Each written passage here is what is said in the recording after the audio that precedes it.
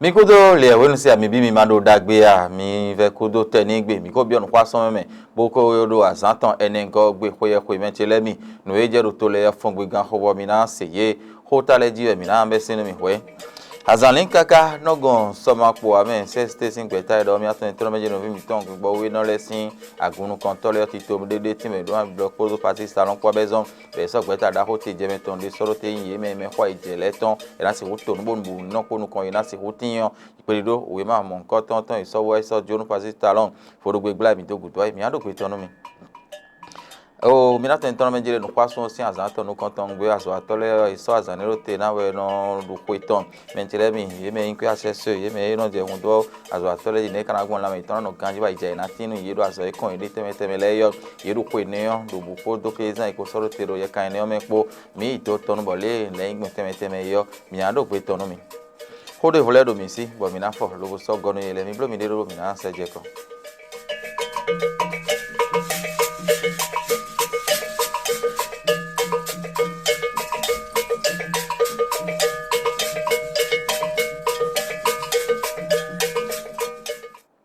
choboro mi na yi hole ijinu mi hokle ni do fi mi na soro to menu mi do taji o sinse male gon mi aton le hwe utegbe yo ye no blo hwe za bono ni sa mi me bo no yi o maka sin to me ton maka hwe ton ti to me de udo e hwe ngbe to mi no dagban e dagban me nde me no dagban do no inkulo me ton be no hwen e ka hwe to le me mo glo e no hwen do fne yo no yin voton bo e no yo do valise une on glo e ne yo tiyan e do me de ponde mo al de na yan lo do pon so playa to me inkode ne on e na imo pere pon me gbeta da ho no yo aglo bo e no pe nu kun to no mo hun do to mi to mi fi e yo do so won do to jin won yin so do to ji ro fune yo ti me ko do be jire o sinse male gun fi bi hui do na to no yele maka yi hwe ton e na gbon bo se ro agbandi do bo bi ojo me hun me sin apa hwe e no sinse male gun fi je ayin bo ko yin gbe maka hwe on o kolo e ya na he ro fune be yo valise ne on o dele tin wa che pa e zana da kon do bo podo mi sinse male gun po boko ho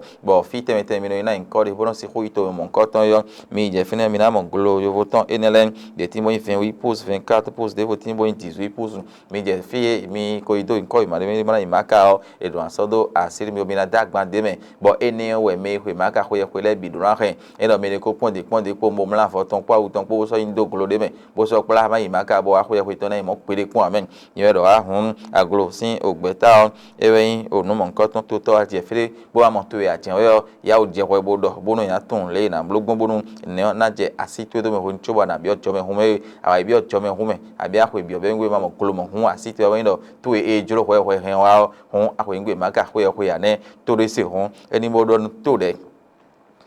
Binagosin ali enionu bona do hode fodo mi do fi ho mi na do mi tin yo e konpla o le kran wa gben bo fifa na yi ne kran blogbon bo no ko ina se hotin no vi mi tan yin o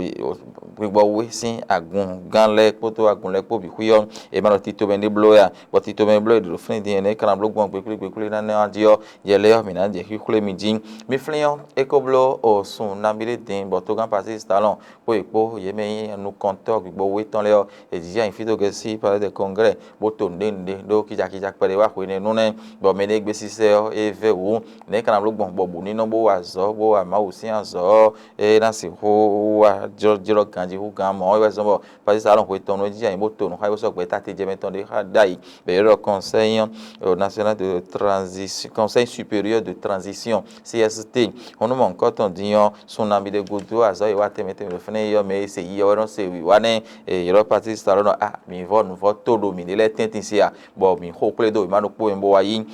e da zana ba vo do gbla mi do godo ye so e ma mo nkan ton so e jonu to gan si je ka Patrice Talon boro azo mi wa temete me ni po wi ma ene yo me on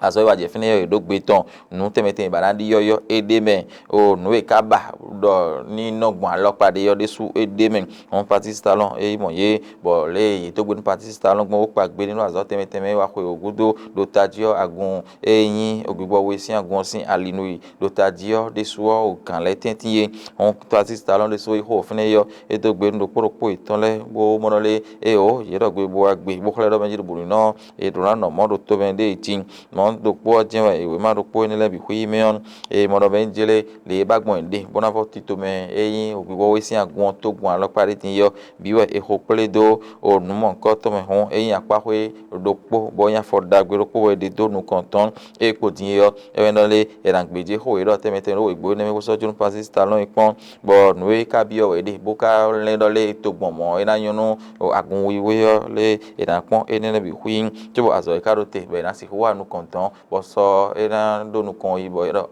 gbe bo we si agun jian we na sala vi do ma e o ne o e ho zo do nu kon itite ngbe yo bi hui yo e ne wa po tin bo e na yin blo to hon pe do mo nkan ton ko won le e yin gban yo e ne mi se nu do po mi ton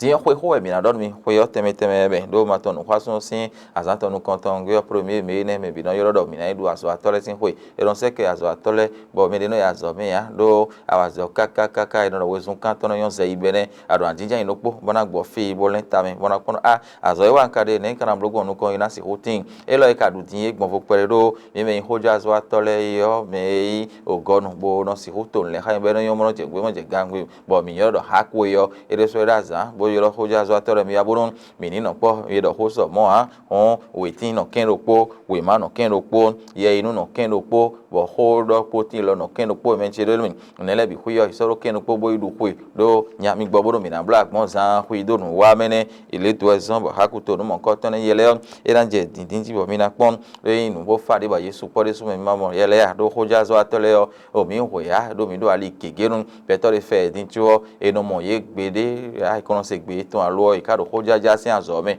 do azo devo ro fune bo me ro gudodo bromblo chuwa mi de mi no adu le ton gba mo mi ton la bi gba bi nu peno me le yo e su polo kege on o e te on ho ro ko ni on je me nu kon to hoja gon devo ton le yo ye zon ji lo bo do ho teme do finen o evaluis ho do no CNPA be ni sinu kon to e temi po no menjire azo ho lo le finen din le e dagba menji ho kun do emi o kege timbe ka oblo ko ina ro mezen te media tin yo yo idalo upere bo le de tin ko yan de bo be pa gbe na e karo moncho e ko azobo ina wa menjin bo azo e na wa ro finiti yo e kledo le e ran to nu tin bo hoja azo wa toru na foro to me tandan e azo ri wa yo azo kon e ron fori amaka do azo wa bo maka fori kon ne ka gbe wa ka de o lo ajin eve prudence reso e yo e ipmb siru kon to ti me po do menjire nu gbo ro tito mele e do na blo no ebi omi ko mi ro gbe da se do nu kan to teme to e ton ton ro ta jo ha ku ton le ro menjire o nu e nu bo no to ro fun bo e ro gbe gbo fin la zo mi ton ko inve to menjin to ro koko ni no bo azo mi ton ro to me ro ta jo ho ja ja zo le inve in ko pon fun dan de ji don e duran zo bo pe to duran de ji do azo mi ton mo na wa ko fe po azo si apa ko yo nu e ndo nu e ji teme si ho to bo azo hu se bo yan bo blo ma di wo le ni to mo ko ton e do aloko tin jan se ho iton teme e lo e horo frente me por ma yenu gwen ha ko sinu ko to mi ka ro mo chuon le azote me ten wa ro ko o me ka je frente din yo mi pe pa ko so le block kanji e bi lo mo pa ko mi block kanji do po me bi wa zo me to no bi do kanji ni aye hon me re wa ton de hon e so ogbe ton bo do ni le atoro tenje chubo hu o fun kunna o tan o fun e zon be kun mo le atoro tenje we me hon eni o bi hu yo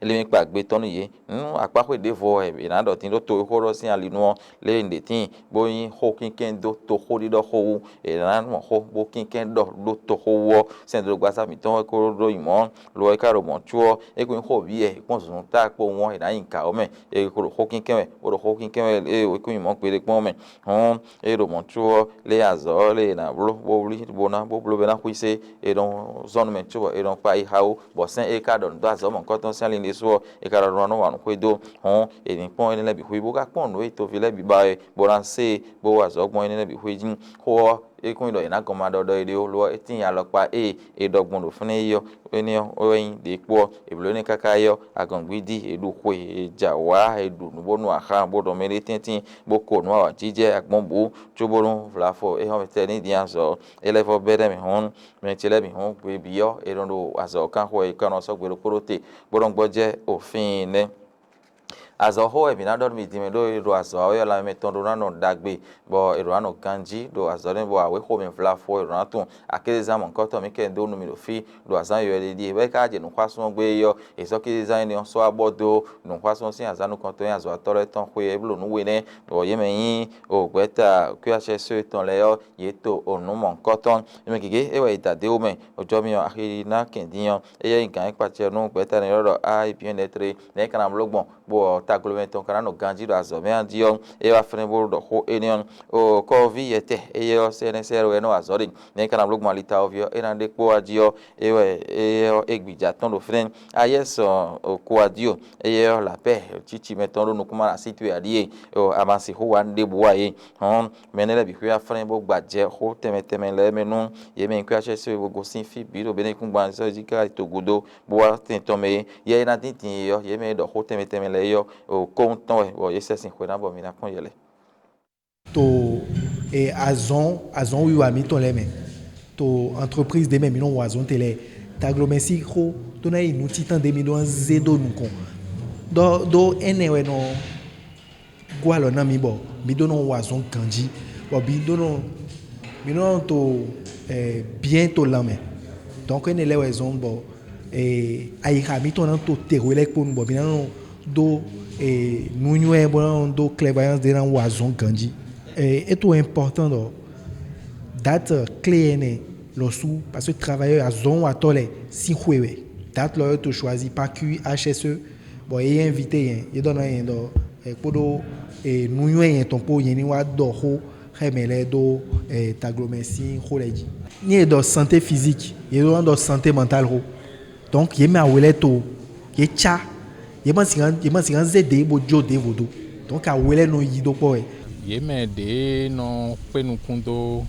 sende na yin edo alizo wa we modino sende tele we alizo wa to kaduna yin esi na so mo jangi mo pombo di alijia mo jangi ne jan wazo na etele kaduna ajo handle teduna de bo to vile do yi buru wa iwe na tundo o nle do fi panu kwa de tele we kaduna zedo aliji bo to viodo yiwe na tun we donu mi we panu kwa de obuna blodeji me ye mondo ira zowa e bodo azowa yo panu kwa yo de voletin din bo ye tun do mi na so aye ton deji bo ye do ndeletin bo ye mo pondo de do ma pon ye mo buka ja azowa ji din bo je nu nele moji un newe no zangbon ne no to ne le gbon bondo alita o bi mana wado alieji wazo de o yo do chantier ne no to mon e we ba do mini do hai e kale ba do mini time pe do nu ye do alita o do jije alita o do jewe ne we alita o vi o ka do jije gbon e do poso ya e do dide po ya ete a check pipa ka 0 tebo tundo mina li feni nu ne mi time ni edo alita ovio fonboro jije wewe cadre QHS qualité hygiène sécurité et environnement mon winele biwe non peje pon do azoko eton me mon de jan wazona e kan mon dagbe kawea e na peje pon e do mo enele zanwe o e ma na do azon me de vlafoden e na peje pon e ni no me de tewe na do boy na zam mo ene wiye afoyeye bo mede mana ple uwa kabi mede aliji bodo ye mana ple uwa e ka zan mo ene pe e mana henu ple do ba ye ojine kun nu ne le we de le no peje pon la mena no ganji o apakwe gegi we de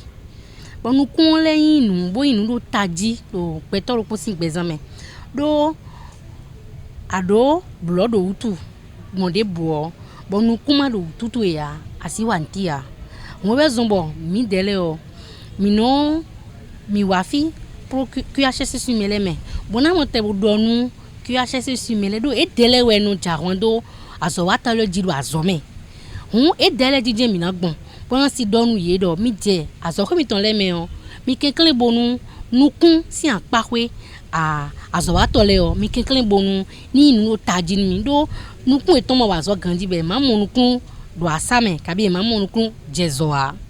esi wazo bo akwade mi donu kun bona mundo sun fifo me kabi ko fifo me o bo in chiffre d'affaires mi si atteindra do beto do po ma monukun ganji ya eno wa nu gege gbo do gbezan ton me azo de na ze cheju aton wo na wa na o esize gan horupo esize gan howe bo azo ro po na won be zombo mi va donu QHS si mere do azo iton me o don azo iton gla me o eni kenklen bo levo nunu kun si apakwe en levo tedeji nu azo wa tole bunu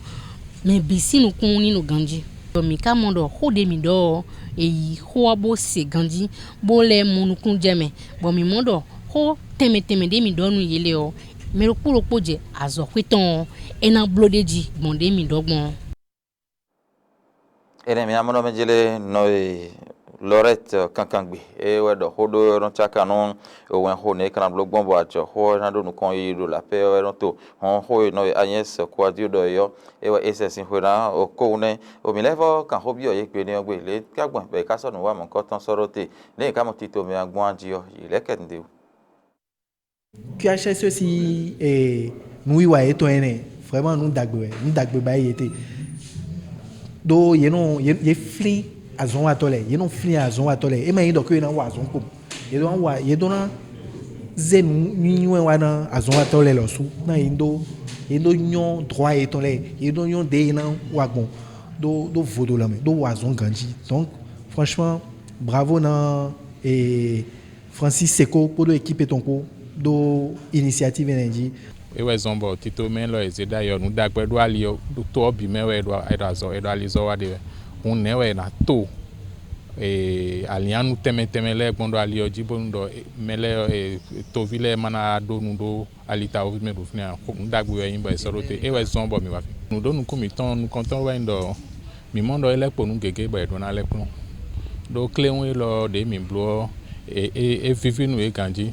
mais ele po nu keke bo do na plombo mi timenu ye do mina note bo kwe je mina no abloa mina do ti to me hai bona pon de we mina blog bombo kwede nu mina le akple esi gon ma infi esi filevo mina le akple bo nu pe nu de po bo mina so aye ton deji le mina le so deji nu ye enen dopo we go we mi le don we do chobonu tito men de vuna le wa bo mi na le akpleo hoi ho bo mi ran mi na don we le o mi na zebi do mon mi ton me bona se do e be na manu me ton le be na odo ki ha we chobo mi tele na wa mo e bo mi ka bado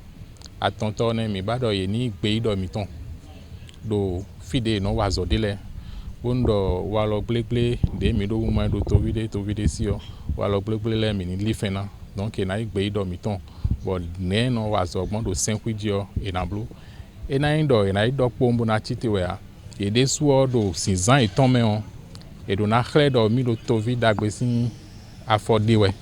do ene vla me we me de le na mo e bona mo no pede agba lo sa de wa nde dio do wala e ton me bo ene de suo ena henu dio nu dagbe to medle sin examen azowa tole sin kwe yo eno play bono du kwe bono du ago bono do uniform bono jawa lo tajio kwe ni o kwe de we do na yibo azowa tole na no play azowa to puro azo kwe ro puro bono lintame do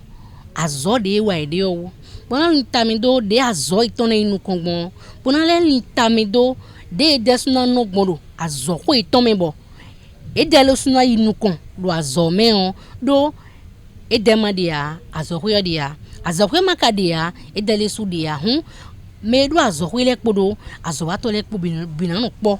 azenegbe bona litame do de me ro poro pona dalo mendebo azona motebu yinukon singlame on de nyemudo edo na ngbone enen bo mena ho Francis Seko kwa hantole po kwa chesu si ali no ye to no mon ko to meje hungwe je gangbe me no yeleji bo ye mena ho tusen bosa mena go sin edio ji lobo na do ho de volume jefa ewe mena idin bo ko po ye lo bo ye ruru apa iton ko iton yelewe mena so ha yana je kin ponji asono po o go fie yan hanu te gberu ten le ewe ye me jonjoja e ro jefa finele yo ye ho ide pele do fren mi koro to pola e inse poji to meneme awa jíjẹ nùkíkò wedudu agbọ̀ngbídí àjọ tẹ̀mẹ̀tẹ̀mẹ̀lẹ̀ tìjà jan bo soho bo time no jonjo jale o me ho dio bisu no me wa fine le yo ye blo o no mon koton me ga gben bo we zan ne o je mi na so o lo na play ton ko vole dio vile do fine a dio ye time ko ndo menjele no ero ta di we no le ko yo evivi e ndo no ero khale me bo lo ma mo fie na se hu lo ko mon koton de ya le na lo na ya ka azon ro po bo na ya o je so ro nu ji o ja lo inu ji khla khla yo e zo we ba fine de ji ta di we no menjele azo atole yo koi e ko ko bi nu e na we zo ji khe ko ba azo wa egbe me o ero so gbe ro po na te we zo azani le su ti te ngbe nu kwa so si azanu koton ne de ji ko yo evivi mi dogbe azo atole bi queen do menjele nu boy o amada azo to me a ti ro ko inde bu do hun mi bi azanga gbe ga ji do nu ye o di die o queen e te mi po no jele